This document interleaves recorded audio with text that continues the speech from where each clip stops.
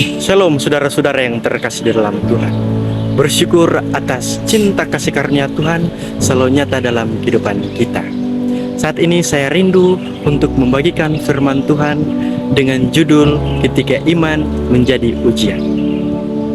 Di dalam hidup beriman kita, seringkali kita selalu meminta bukti, minta tanda supaya yakin Tuhan masih peduli kepada kita.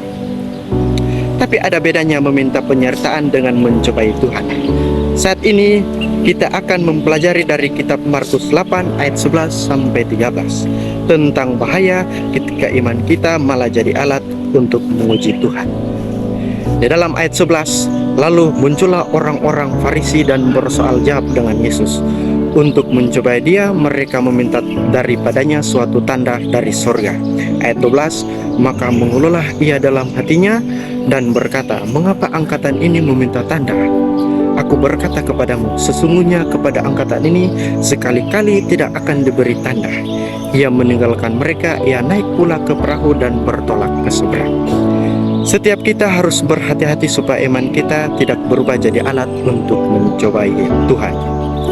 Apa saja bahaya ketika iman kita jadi ujian bagi Tuhan? Yang pertama, iman yang salah tujuan. Dalam ayat 11, orang Farisi datang bukan mau cari Tuhan, bukan untuk mau berbuat baik, tapi Alkitab bilang mereka datang untuk mencobai dia. Kata mencobai dia ini sama dengan yang dipakai waktu iblis mencobai Yesus di padang gurun. Padahal mereka sudah lihat banyak akan mujizat Yesus. Sembuhkan orang sakit, usir setan, beri makan 5.000 orang, tapi semua itu tidak cukup bagi mereka. Mereka masih meminta tanda yang lebih hebat. Jadi dalam hal ini jangan seolah-olah kita harus memaksa untuk selalu meminta tanda dari Tuhan. Biarlah apa yang kita minta, apa yang kita doakan kepada Tuhan, pasti Tuhan berikan yang terbaik di dalam kehidupan kita. Yang kedua, iman yang membuat Yesus sedih. Di dalam ayat 12, waktu mereka meminta tanda, Yesus mengeluh dalam hatinya. Artinya Yesus sangat sedih dan kecewa. Mengapa Yesus sedih? Mereka sudah lihat banyak mujizat, tapi mereka tidak percaya. Hati mereka keras seperti Firaun. Mereka ubah hubungan dengan Tuhan jadi seperti hakim yang menuntut. Tuhan lebih mau hati kita percaya daripada selalu memaksa kepada Tuhan untuk meminta bukti-bukti atau tanda-tanda yang lebih hebat. Padahal di dalam kehidupan kita sehari-hari sudah sangat jelas bahwa bukti tanda yang Tuhan berikan kepada kita, kita masih memiliki kehidupan yang baru setiap hari, masih memiliki kesehatan, memiliki kemampuan, perlindungan, penyertaan dari Tuhan. Dan bahkan masih banyak bukti tanda yang Tuhan berikan kepada kita, tapi seringkali kita mengabaikannya itu.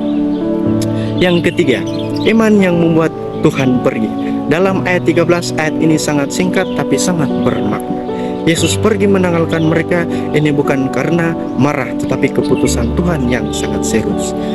Arti meninggalkan mereka adalah Tuhan menghargai pilihan kita.